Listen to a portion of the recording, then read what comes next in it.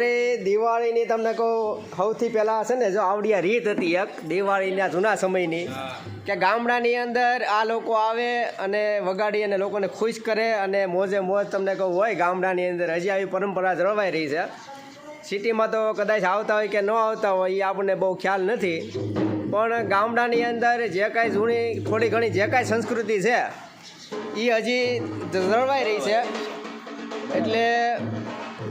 ગામડાને સૌથી વધે આપણે સિટીનું વારંવાર કહેતા હોય છે કે ભાઈ ગામડું છે એ મોટા સિટીનું હૃદય છે એમ. તો જ્યાં લગી આપણા હૃદય સચવાયેલા રહે ત્યાં લગી આપણા ગામડા જીવંત રહે ત્યાં સુધી મોટા સિટી પણ તમને કહું સારામાં સારી રીતે સુખ અને શાંતિથી જીવી શકશે. જ્યારે ગામડું પોતાની મર્યાદા અને એની જે કાંઈ સંસ્કૃતિ જ્યારે ચૂકી જાય ને ત્યારે સિટીમાં કોઈ પણ વસ્તુ તમને કહું ગોઈતી કે નથી જળવાની. ગામડાની ખેતી કે હોય કે પછી જે કાંઈ હોય જ્યાં સુધી ખેડૂત પોતાની ખેતી ખંતથી કરે છે ને ત્યાં સુધી જ આ ગામડા અને આ સિટી અને આપણા શહેર છે, બાકી ત્યાર પછી કાંઈ નથી.